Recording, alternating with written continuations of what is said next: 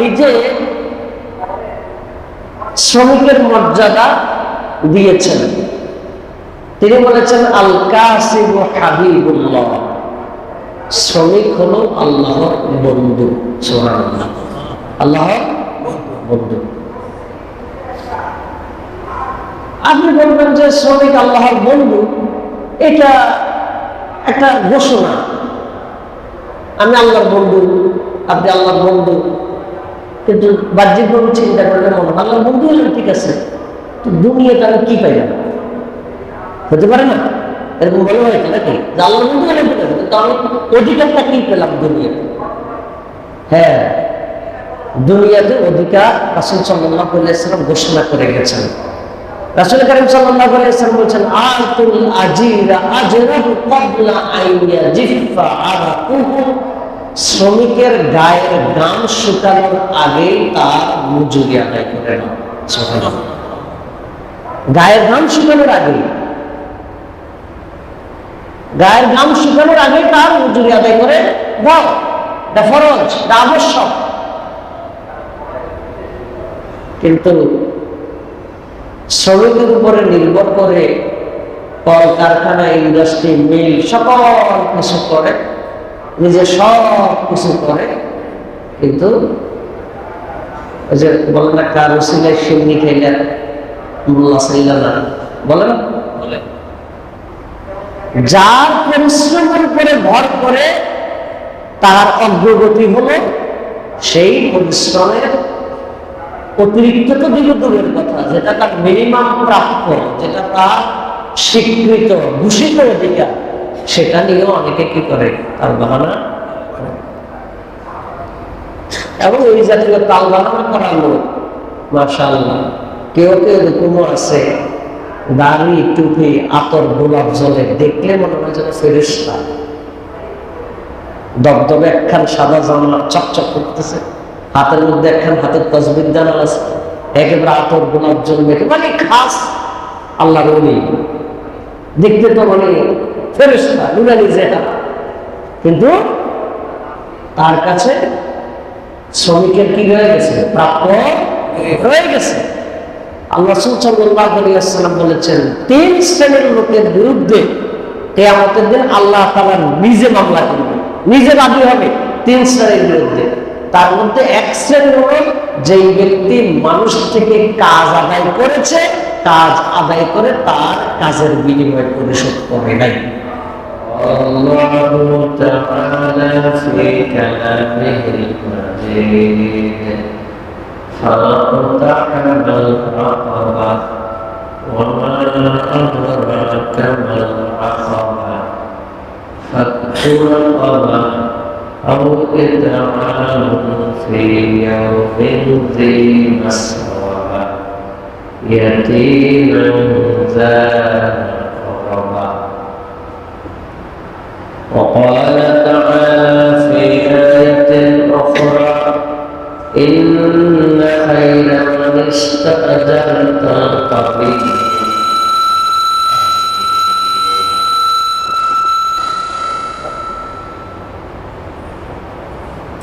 قال رسول الله صلى الله عليه وسلم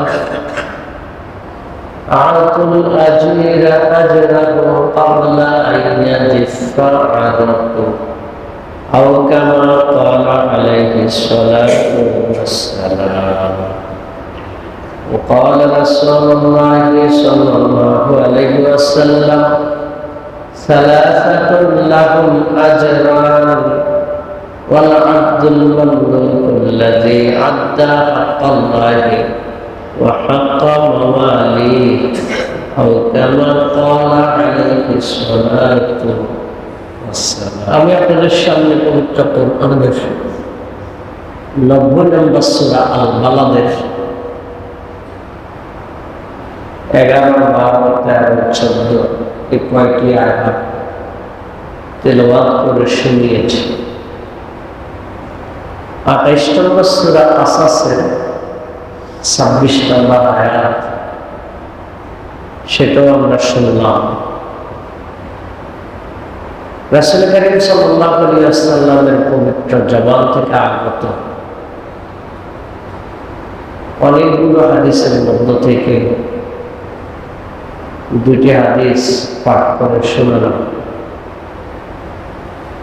যে আয়াতগুলো আমরা শুনলাম, যে হাদিসগুলো আমরা শুনলাম, সেই আয়াতের আলোকে আজকে আমরা শ্রমিকের অধিকার, মর্যাদা ও কর্তব্য, শ্রমিকের অধিকার, মর্যাদা, কর্তব্য, এই বিষয়গুলো আমরা জানার জন্য চেষ্টা করব ইনশাআল্লাহ। আমার তৌফিক ইল্লা বিল্লাহ, আলাইহি তাওয়াক্কালতু ওয়া ইলাইহি উনীব, ওয়া হুয়া রাব্বুল আরশিল আযীম। সম্মানিত উপস্থিতি, আজ ইংরেজি বর্ষ অনুযায়ী 1 মে আন্তর্জাতিক শ্রমিক দিবস। আমরা জানি ইসলাম একটি পূর্ণাঙ্গ জীবন ব্যবস্থা। ইসলাম শুধুমাত্র ব্যক্তিগত ইবাদত বন্দেগী, শুধুমাত্র ব্যক্তিগত ইবাদত বন্দেগীর ভিতরে ইসলাম আবদ্ধ নয়, বরং মানুষের জীবন চলার ক্ষেত্রে যতগুলো ধাপ, যতগুলো স্তর, যতগুলো বিভাগ আছে, সব বিভাগের ব্যাপারে ইসলামের নির্দেশনা আছে। ইসলামের নির্দেশনা আছে। সে ইসলামের যে নির্দেশন, তাহলে সমাজ জীবনের একটা গুরুত্বপূর্ণ অনুষঙ্গ, সেটা হল শ্রম, গায়ে গতরে খাটা শ্রম। যারা শ্রম দেয় তারা হল শ্রমিক। যাদের অধীনস্থ হয়ে শ্রম দেওয়া হয় তারা হল মালিক। তাহলে মালিক, শ্রমিক, শ্রম, এগুলো সবগুলো আমাদের সমাজের অবিচ্ছেদ্য অংশ। এগুলো থেকে সমাজকে বিচ্ছিন্ন করা যায় না। যেটা সমাজের একটা অবিচ্ছেদ্য অংশ, সেই ব্যাপারে ইসলামের কোনো নির্দেশনা থাকবে না, এটা কি হতে পারে? হতে পারে। কিন্তু সমস্যা হলো, আমরা ইসলাম বুঝি না। এ কথাটা আমি প্রায় বলি, আমরা ইসলাম মানি না।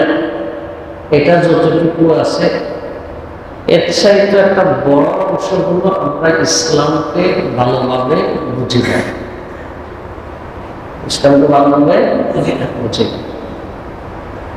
না বোঝার কারণে আমাদের অনেকের কাছে ইসলামটাকে বিশাল বড় একটা বোঝা মনে হয়, চাপ মনে হয়। এই এত নিয়ম কানুন, এটা সেটা কত কিছু বলে,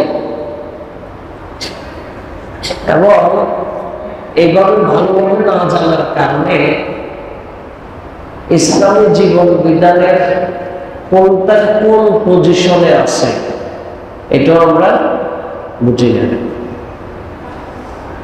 ধরেন টুপি মাথায় দেয়, এটা একটা ইসলামের বিধান, এটা একটা ইসলামের বিধান। নামাজ পড়াও একটা ইসলামের বিধান। দুই বিধানের মান কি একরকম নাকি পার্থক্য আছে? পার্থক্য আছে। চুরি করারও একটা অপরাধ, কাউকে গালি দেওয়ারও একটা অপরাধ, দুটি অপরাধ। কাউকে খুন করাও অপরাধ। সবগুলোই অপরাধ, কিন্তু সবগুলো অপরাধের মাত্রা কি একরকম? দুনিয়ার আইনে কি একরকম? মানুষের নিজেদের বানানো আইনের মধ্যেও যদি সব অপরাধের মাত্রা একরকম না হয়, তাহলে ইসলামের মতো একটা ইনসাফপূর্ণ জীবন ব্যবস্থা সেই জায়গায় তো সব অপরাধের মাত্রা একরকম হতে পারে না। খুবই কমন সেন্সে ধরে স্বাভাবিক যে অনুভূতি, চিন্তা, আকল, এটাতেই ধরার কথা। এগুলো আমরা জানি না জানার ক্ষেত্রে একটা বড় ব্যর্থতা হলো আমাদের শিক্ষা ব্যবস্থা। আমাদের শিক্ষা ব্যবস্থা অর্থাৎ আমরা জাতিগতভাবে যেভাবে যে কারিকুলামে আমরা লেখাপড়া করি, ওই কারিকুলামের মধ্যে অনেক কিছু শিক্ষার ব্যবস্থা আছে, কিন্তু মুসলমান হিসেবে আমাদের যে মৌলিক জ্ঞান থাকা দরকার, এটা শিক্ষার কোনো ব্যবস্থা নেই। এই জন্য আমাদের কাছে ইসলামটাকে একটা বোঝা মনে হয় অনেকের কাছে, না জানার কারণে। বলছিলাম শ্রমিকের ব্যাপার, শ্রমের ব্যাপার।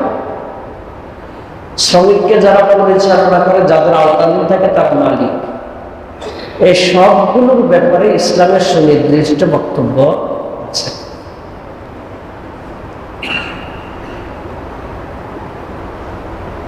মানুষের জীবন চলার ক্ষেত্রে প্রাপ্য এবং করণীয়, প্রাপ্য এবং করণীয়, এই চাওয়া পাওয়ার দিক থেকে মানুষের মৌলিক দুটা দিক আছে। মৌলিক দুটা চাওয়া পাওয়া আছে। একটা হলো অধিকার আর একটা হলো কর্তব্য। একটা হলো কি অধিকার, আর একটা হলো কি কর্তব্য। যত কাজ আমরা করি, ব্যবসা করলে সেখানে দুটা দিক আছে, একটা অধিকার আর একটা কর্তব্য। চাকরি করলে সেখানে দুইটা জিনিস আছে, একটা অধিকার আর একটা কর্তব্য। ছেলে সন্তানের সাথে মা বাবার সম্পর্ক দুইটা জিনিস, একটা অধিকার আর একটা কর্তব্য। শ্রমিক মালিকের সাথে দুইটা দিক আছে, একটা অধিকার আর একটা কর্তব্য। স্বামী স্ত্রীর ক্ষেত্রে দুইটা বিষয় আছে, একটা অধিকার একটা কর্তব্য। শিক্ষক ছাত্রের ব্যাপারে দুইটা দিক আছে, একটা অধিকার আর একটা কর্তব্য।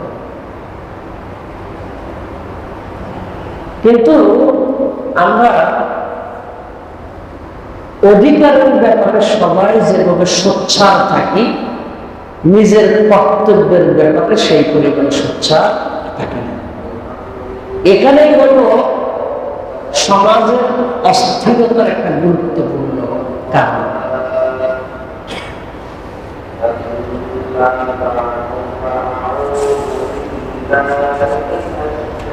সমাজের অস্থিরতার একটা গুরুত্বপূর্ণ কারণ হলো আমরা অধিকার বুঝি, কর্তব্য বুঝি না। এটাকে খাস বাংলায় বলে নিজের বেলায় সমান, নিজের বেলায় আর অন্যের ব্যাপারে কিছুই না, নিজের ব্যাপারে সমান। একটা কৌতুকের মতো আছে। একজন বলছে, আগামী মাস থেকে আমি যৌতুকের বিরুদ্ধে আন্দোলনে নামব। আগামী মাস থেকে যৌতুকের বিরুদ্ধে আন্দোলনে নামব। তাকে বলা হলো, আগামী মাস থেকে নামবেন কেন, এই মাস থেকে নামেন। সে বলল যে এই মাসে আমার ছেলের বিয়ে, এই মাসে আমার কিসের বিয়ে, আর আগামী মাসে মেয়ের বিয়ে। একটা কৌতুকের মতো, বাস্তবতা কিন্তু এমনই। বাস্তবতাটা এমনই,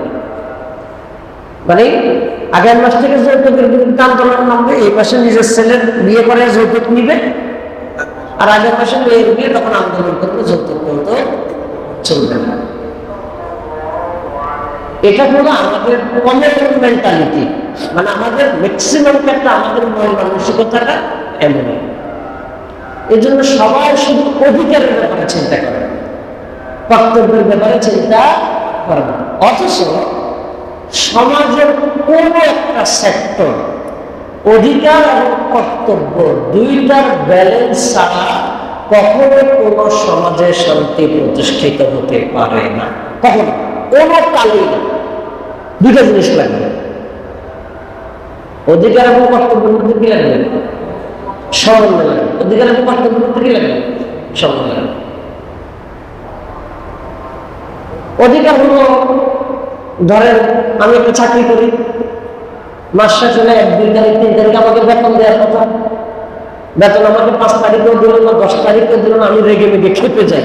এই 1 মাস কষ্ট করছি, আমার অধিকার, আমি কি ওনার কাছে সাহায্য চাই নাকি? আমার প্রাপ্য, আমার বেতন আমাকে 1 তারিখে দেওয়ার কথা, 10 তারিখ হয়ে গেছে, এখনো কি দেয় না? বেতন দেয় না। তার মানে আমি আমার অধিকারের ব্যাপারে সোচ্চার।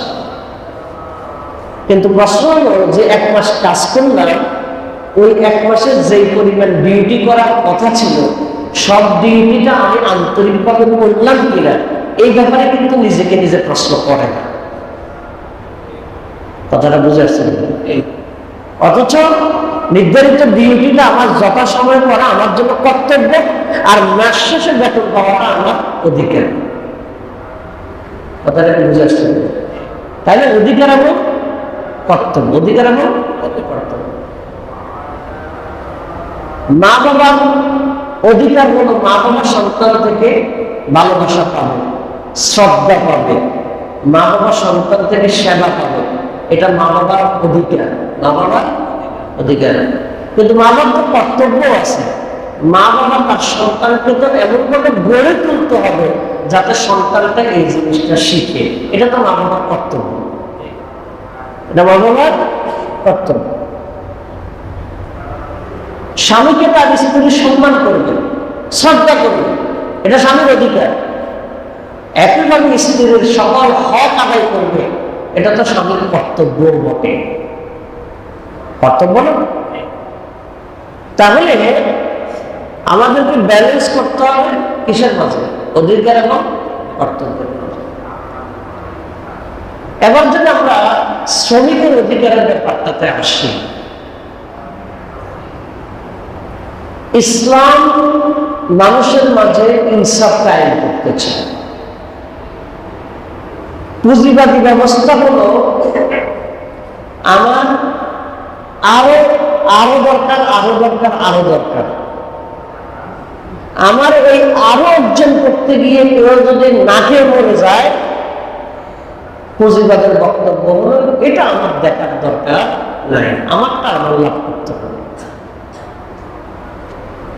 পুঁজিবাদকে প্রশ্ন করা হয়, এভাবে হলে তো দুর্বলরা বাঁচবে না। তারা সোজা সাপটা উত্তর দেয়, দুর্বল যদি লড়াই করে বাঁচতে না পারে তার বাঁচার দরকার নেই। তাহলে তার বাঁচার দরকার নেই, প্রকাশ্যে পরিষ্কার তাদের বক্তব্য এটা।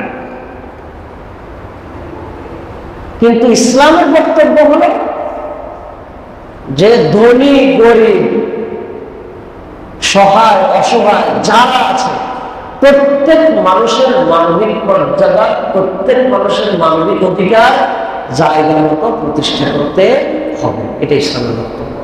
এবার সে দুর্বল হোক আর সবল হোক, দুর্বল হোক আর সবল হোক। আল্লাহ তাআলা আরবের একজন কাফিরের কথা তুলে ধরেছেন পবিত্র কোরআনের 90 নম্বর সূরা বালাদের মধ্যে। আল্লাহ তাআলা বলেন, সেই কাফের দম্ভ করে বলে, ইয়াকুলু আহলাকতু মালাল লুবাদা। সে বলে আমি তো কোটি কোটি সম্পদ বিনাশ করে ফেলেছি, শেষ করে ফেলেছি, মানে কত খরচ করা দরকার আমি সব খরচ করে ফেলেছি। আচ্ছা, কিছু লোকের এরকম সম্পদের ভয় করে, এই করে ফেলছে, সেই করে ফেলছে, অনেক কিছু করে ফেলছে, ভয় করে। সে কি বলছে, আমি কারি কারি কারি কারি সম্পদ নষ্ট করে ফেলছি, এই করছে সে করছে, অনেক কিছু করছে। মানে অন্যরা বলে দেখে আসো আমি টয়লেটে কি পরিমাণ খরচ করছি, তুমি এটা শুধু দেখে আসো। এক একটা কমর বেসিনের পিছনে কত খরচ করে আসছে তুমি দেখো, আমার পিছনগুলো কি পরিমাণ খরচ করছে তুমি দেখো। বাহাদুরি করে না, পারে কিনা? আল্লাহ তাআলা বলেন সে অনেক কিছু করেছে, তবে ফালাকতাহামাল আকাবা, সে আকাবা পাড়ি দেওয়ার জন্য সে উদ্যোগ গ্রহণ করেনি। আকাবা মানে অমা আদরাকা মাল আকাবা, হে নবী আপনি কি জানেন আকাবা মানে কি? আকাবা একটা আরবি শব্দ, এটা হলো দুই পাহাড়ের মাঝখানে যে সরু রাস্তা, গিরিপথ, এটাকে বলা হয় আকাবা। এটাকে বলা হয় আকাবা, অর্থাৎ ঝুঁকিপূর্ণ রাস্তা। দুই পাহাড়ের মাঝখান দিয়ে ঝুঁকিপূর্ণ, যে কোনো সময় পাহাড় ভেঙে পড়তে পারে। এখানে রাস্তাটা অতিক্রম করতে হলে সংগ্রাম করতে হবে। কি করতে হবে? সংগ্রাম করতে হবে। আল্লাহ তাআলা সে অনেক কিছু করেছে, কিন্তু এই দুর্গম গিরিপথ পাড়ি দেওয়ার মতো সাহসিকতা সে প্রদর্শন করেনি। ওমা আদরাকা মাল আকাবা, হে নবী আপনি কি জানেন সেই আকাবা বলতে আমি কি বুঝাচ্ছি? সেটা হলো ফাক্কু রাকাবা, দাসদেরকে তাদের দাসত্ব থেকে মুক্ত করা। দাসদেরকে তাদের দাসত্ব থেকে মুক্ত করা, এটা স্ট্রাগল, এটা অসহায় মানুষের জন্য কাজ করা। কিন্তু যেই কাজ করলে তার বাহাদুরি হবে, যেই কাজ করলে তার সমাজে মানুষেরা তাকে বাহাবা দিবে, এই কাজটা সে করে। কিন্তু অসহায়দের জন্য করলে তারা তেমন কেউ বাহাবা দিবে না, এই জন্য সে এটা তেমন কিছু করে না। তেলা মাথায় তেল দেয়া, তেলা মাথায় কি দেয়া? তেল দেয়া। ফাক্কু রাকাবা, সে দুর্গম গিরিপথ পাড়ি দেওয়া হলো দাসকে তার দাসত্ব থেকে মুক্ত করা। আও ইতআমু ফি ইয়াউমিন যী মাসগাবা, অথবা সেটা হলো এমন জিনিস ক্ষুধার্তের দিনে ক্ষুধার্ত মানুষকে খাবার দেয়া। ইয়াতীমান যা মাকরাবা, সেটা হলো নিকটাত্মীয় ইয়াতীমকে সহায় দেয়া। আর মিসকিনান যা মাকরাবা, অথবা যেই মিসকিন অসহায় ধুলায় বলে মাটির গড়াগড়ি করে, মাটিতেই তাকে থাকতে হয়, তাকে মুক্ত করার জন্য তার পিছনে অবদান রাখা। কিন্তু সে এটা করেনি, সে এটা করেনি। তাহলে আমরা কি যেই কাজগুলো করছি সমাজের অসহায় দুর্বল যাদের বিভিন্ন ধরনের অবলম্বন প্রয়োজন, তাদের পক্ষে কি আমরা খুব বেশি কথা বলি না? কারণ দুর্বলকে দুর্বলের উপরে জুলুম চালায় কে? চালায় সবলে। কে চালায়? তাহলে দুর্বলের পক্ষে কথা বলতে হলে সবলের বিরুদ্ধে যাওয়া লাগবে। দুর্বলের পক্ষে কথা বলতে হলে সবলের বিরুদ্ধে যাওয়া লাগবে। এই জন্য সবলের বিরুদ্ধে যেতে চায় না, সবলের বিরুদ্ধে যাওয়ার মতো রিস্ক নিতে চায় না। এই কারণে যারা দুর্বল তারা সারা জীবন দুর্বল থাকে, আর যারা সবল তারা দুর্বলের হাড্ডি রক্তকে চিবিয়ে চুষে পানি করে নিজেরা মোটা সোটা হয়, নিজেরা ফুলে উঠে। নিজে শ্রমিকের মর্যাদা দিয়েছেন। তিনি বলেছেন আল কাসিবু হাবিবুল্লাহ, শ্রমিক হলো আল্লাহর বন্ধু। সুবহানাল্লাহ, আল্লাহর বন্ধু। আপনি বলবেন যে শ্রমিক আল্লাহর বন্ধু, এটা একটা ঘোষণা, আমি আল্লাহর বন্ধু, আপনি আল্লাহর বন্ধু, কিন্তু বাহ্যিকভাবে চিন্তা করলে মনে হয় আল্লাহর বন্ধু হলেন, ঠিক আছে, তো দুনিয়াতে আমি কি পাইলাম? হতে পারে না এরকম মনে হয়েছে নাকি যে আল্লাহর বন্ধু হলেন, ঠিক আছে, কিন্তু আমি অধিকারটা কি পেলাম দুনিয়াতে? হ্যাঁ, দুনিয়াতে অধিকার রাসূল সাল্লাল্লাহু আলাইহি ওয়াসাল্লাম ঘোষণা করে গেছেন। রাসূল কারীম সাল্লাল্লাহু আলাইহি ওয়াসাল্লাম বলেছেন, আতুল আজিরা আজরাহু ক্বাবলা আন ইয়াজিফা আরাকুহু, শ্রমিকের গায়ের ঘাম শুকানোর আগেই তার মজুরি আদায় করে নাও। সুবহানাল্লাহ। গায়ের ঘাম শুকানোর আগেই, গায়ের ঘাম শুকানোর আগেই তার মজুরি আদায় করে দাও। এটা ফরজ, এটা আবশ্যক।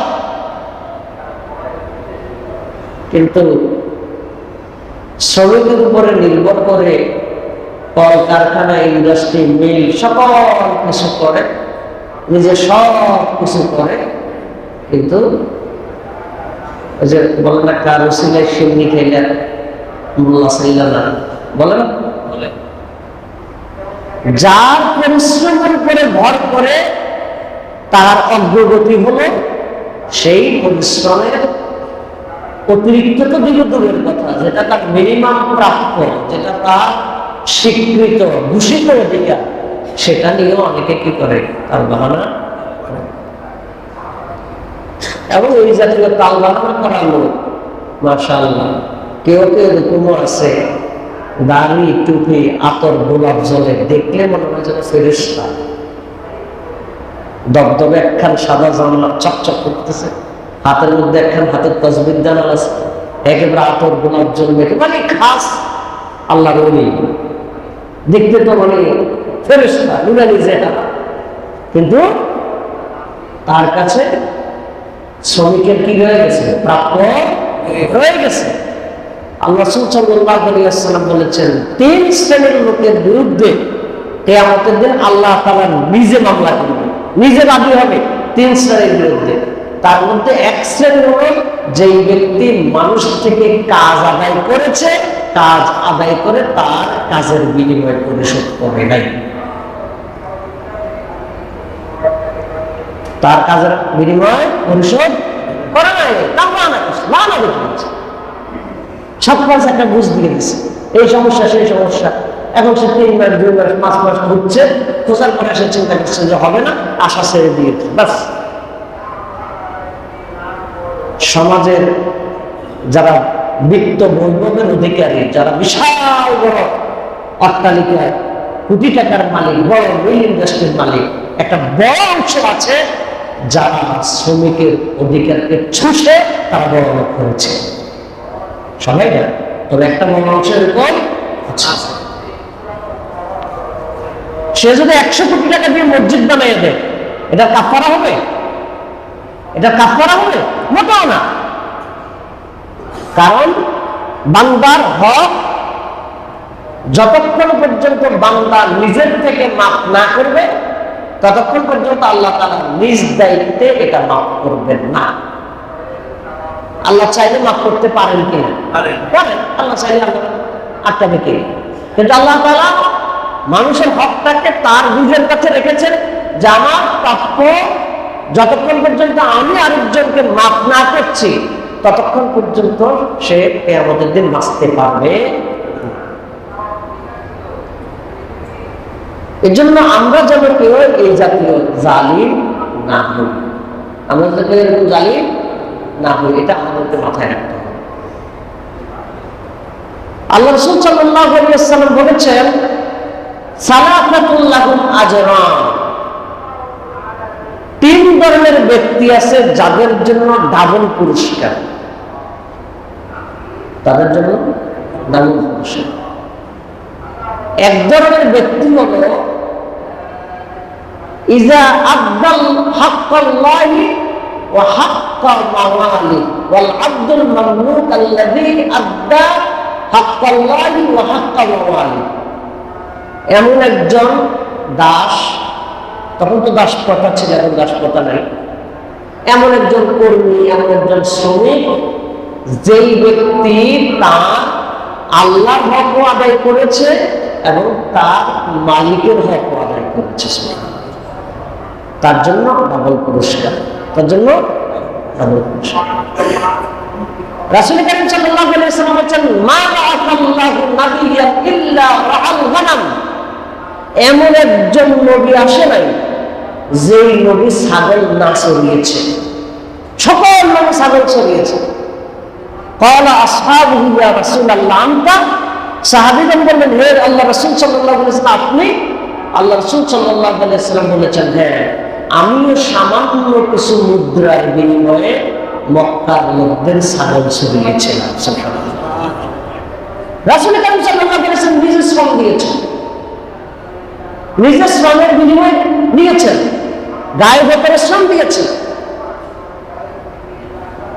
এই জন্য রাসূল সাল্লাল্লাহু আলাইহি ওয়াসাল্লাম বলেছেন, শ্রমিক হলো আল্লাহর বন্ধু, শ্রমিক হলো আল্লাহর বন্ধু। এবং আল্লাহ তাআলার কাছে সম্মানিত এবং অসম্মানিতের মানদণ্ড আছে। স্বাভাবিকভাবে আমাদের সমাজে আমরা কোটিপতিকে যে সম্মান দেই, একজন দিনে এনে দিনে খায়, তাকে কি সে সম্মান দেই না। কিন্তু আল্লাহর কাছে মানদণ্ড এটা না। 49 নম্বর সূরা হুজুরাত আয়াত নাম্বার 13 আল্লাহ তাআলা বলেন, ইন্না আকরামাকুম ইনদাল্লাহি আতকাকুম। তোমাদের মধ্যে আল্লাহর কাছে সবচেয়ে সম্মানিত সে যেই ব্যক্তি আল্লাহকে ভয় করে। সুবহানাল্লাহ। তাহলে একজন শ্রমিক গায়ে বছরে খাটা, সে যদি আল্লাহর হক আদায় করে, আল্লাহর ইবাদত বন্দেগী যথাযথভাবে করে, হালাল খায়, হারাম থেকে বেঁচে থাকে, তার যথাযথ কর্তব্য ঠিকভাবে আদায় করে, তাহলে যেই কোটিপতি আল্লাহর হক আদায় করে না, ওই কোটিপতির আগে ওই দুর্বল লোক হাসরের ময়দানে আগে জান্নাতে চলে যাবে। সুবহানাল্লাহ। আল্লাহ তাকে সম্মানিত করবে। কিসের কারণে? তাকওয়ার কারণে। কিসের কারণে? আল্লাহর ভয়ের কারণে। দুনিয়ার হিসাব নিকাশটা ওই জায়গায় থাকবে না। দুনিয়ার হিসাব নিকাশটা ওই জায়গায় থাকবে না। ওই জায়গায় হিসাব নিকাশটা ভিন্ন। দাউদ আলাইহিস সালাম নিজের হাতে নিজের বর্ম, অর্থাৎ লোহার যে পোশাক, যুদ্ধাস্ত্র, যুদ্ধ ময়দানে আত্মরক্ষার জন্য যে বর্ম বানানো হয়, দাউদ আলাইহিস সালাম নিজের হাতে নিজে বর্ম বানাতেন। এটা বানিয়ে তিনি জীবিকা নির্বাহ করতেন। সুবহানাল্লাহ।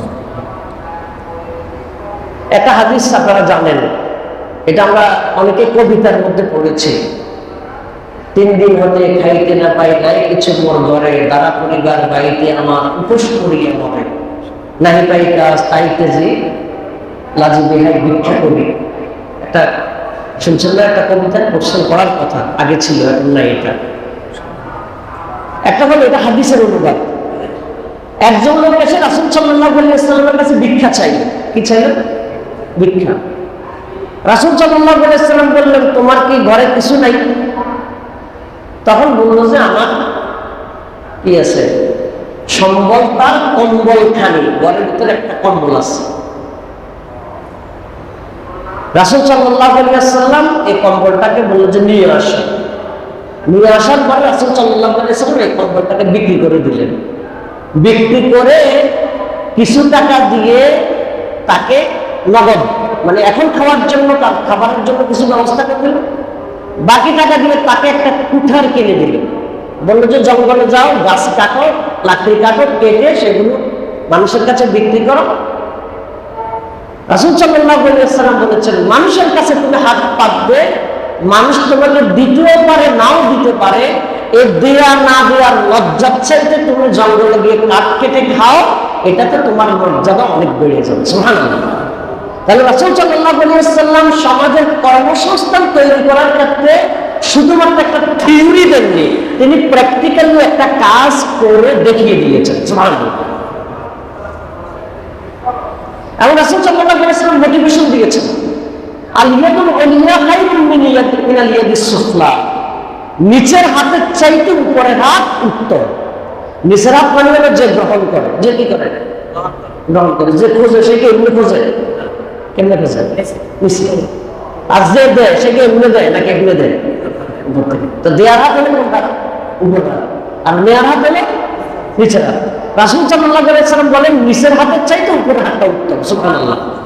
অর্থাৎ নিজের মধ্যে এতটুকু স্বাবলম্বিতা অর্জন করতে হবে নিজের শ্রমটাকে এমন ভাবে দিতে হবে যাতে আমার পরিবার পরিজনকে আমি চালাতে পারি, পারলে অতিরিক্ত কিছু আমি অন্যকে সাহায্য করতে পারছি।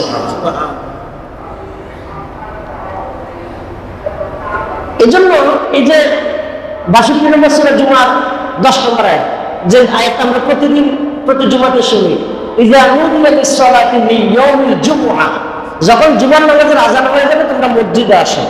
এরপর আল্লাহ বলেন ফাইযা কুদিয়াতিস সালাতু ফান্তাশিরু ফিল আরদ, যখন সালাত শেষ হয়ে যায় তখন তোমরা জমিনে ছড়িয়ে পড়ো। সুবহানাল্লাহ।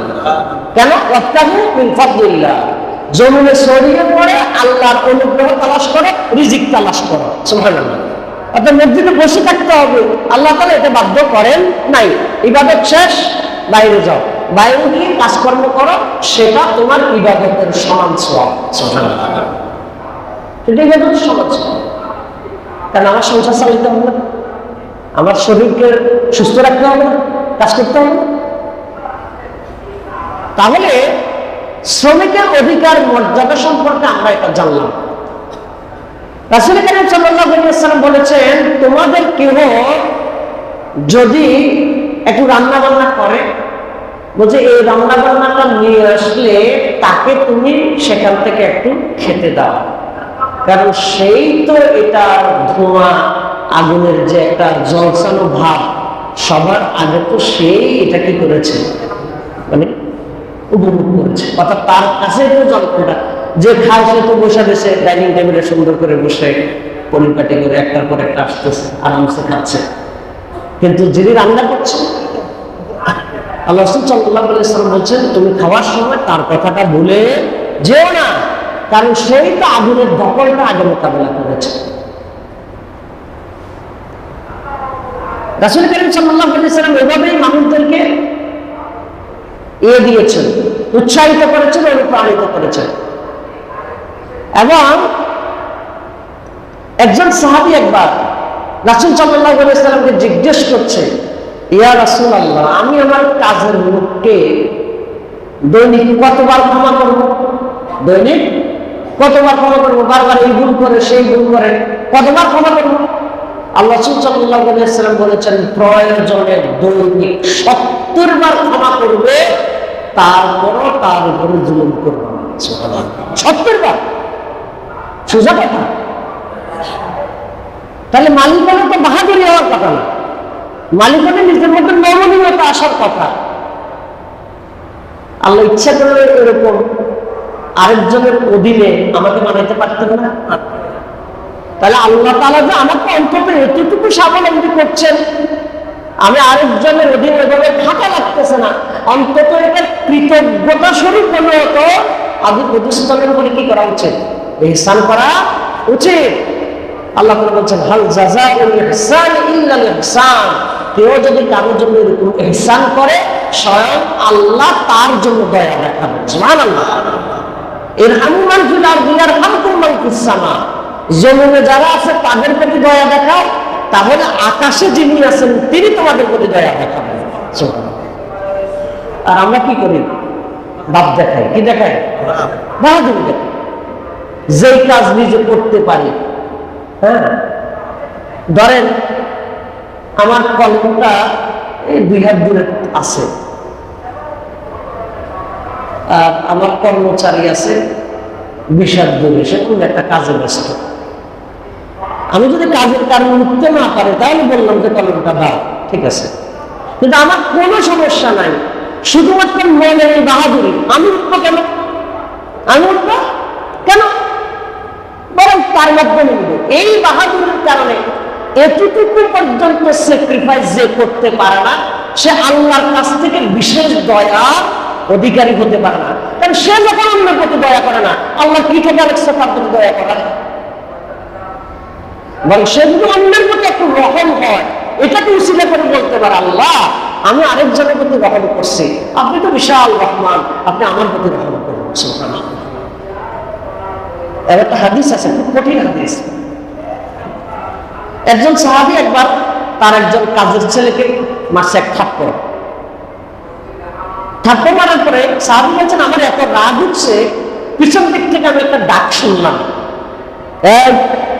বলছেন আমার রাগের কারণে দাঁতটা কানে আসছে, কিন্তু কার দাঁত এটা উপলব্ধি করতে পারেনি। দেখি যে কিছুক্ষণ পরে আমার কাঁধের মধ্যে ওই যিনি দাঁত দিয়েছেন তার হাত। আমি একটু দাঁত তুলে দেখলাম, দেখি যে মুহাম্মদ রাসূলুল্লাহ সাল্লাল্লাহু আলাইহি ওয়াসাল্লাম তিনি তার হাত মোবারক আমার কাঁধে রাখছেন। দেখে বলছেন, আমার সাহাবী, তুমি তোমার এই কাজের লোকের উপরে যে ক্ষমতা দেখাচ্ছ, আল্লাহর ক্ষমতা কিন্তু অনেক বেশি। আল্লাহ চাইলে তোমার উপর ক্ষমতা দেখাতে পারে।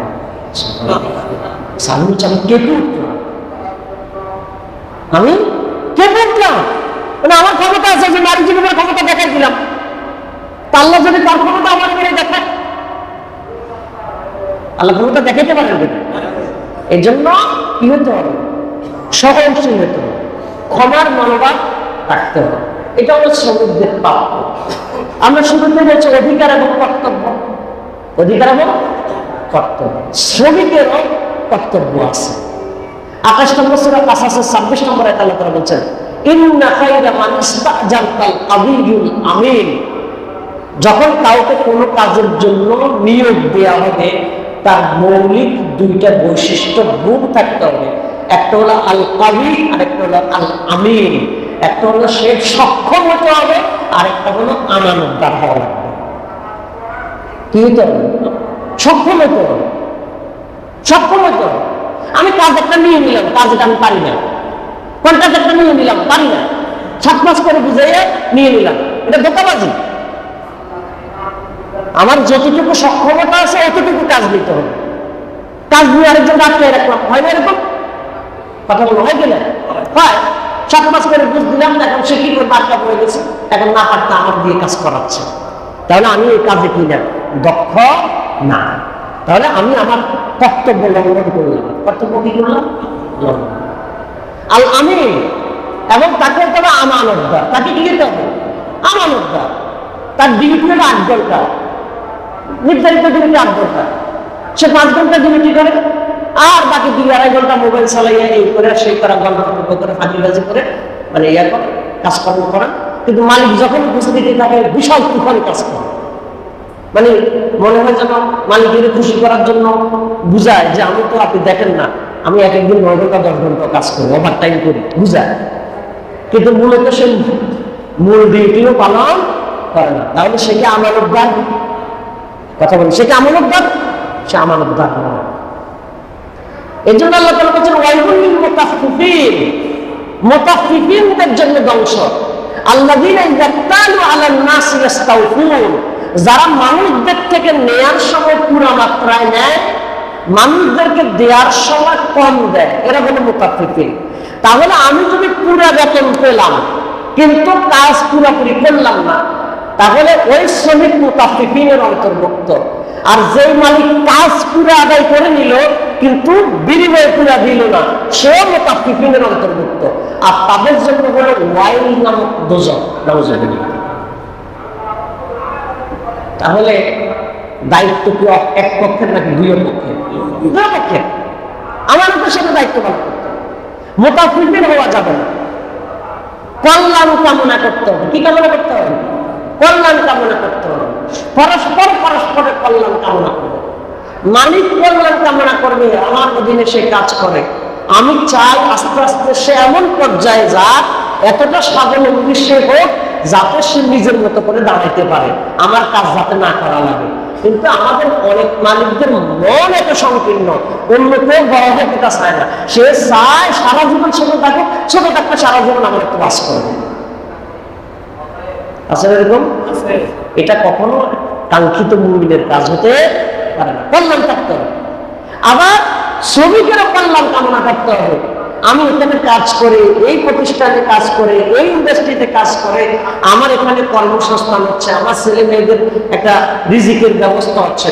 অতএব আমার মালিকের প্রতি আমার কি থাকতে হবে? সম্মান, শ্রদ্ধাটা থাকতে হবে, কল্যাণ কামনা থাকতে হবে। কিন্তু এটা যদি শুধুমাত্র কি হয়, মানে 8টা মানে 8টা 1 হয়ে গেছে, আমি আর লাগবে 1 মিনিট ছাড় দিতে রাজি নাই, 1 মিনিট ছাড় দিতে রাজি নাই। আবার যে বের হয়ে গেল সে 7টা মিনিট বের হয়ে গেল, মালিক 1 মিনিট ছাড় দিতে কাজে একেবারে কাঠখোট্টা টাইম। এটা যদি হয় তাহলে বোঝা যায় এখানে কি নেই, কল্যাণ কামনা নাই। আর অথচ আল্লাহ রাসূল সাল্লাল্লাহু আলাইহি ওয়াসাল্লাম বলেন লা ইয়াকুনু আহাদুকুম হাত্তা ইউহিব্বা লিআখিহি মা ইউহিব্বু লিনাফসিহি, তোমাদের কেউ ততক্ষণ ঈমানদার হবে না যতক্ষণ পর্যন্ত নিজের জন্য যা ভালোবাসে আরেক ভাইয়ের জন্য যদি তা ভালো না বাসে সেই ঈমানদার হতে পারবে না। তাহলে কি থাকতে হবে? শ্রমিকেরও তার মালিকের প্রতি কি থাকতে হবে? কল্যাণ কামনা থাকতে হবে, আমানতদারিতা থাকতে হবে, কাজের দক্ষতা থাকতে হবে, কমিটমেন্ট যতটুকু কমিটমেন্টটা পুরোপুরি রক্ষা করতে হবে। কমিটমেন্টটা পুরোপুরি কি করতে হবে? রক্ষা করতে হবে।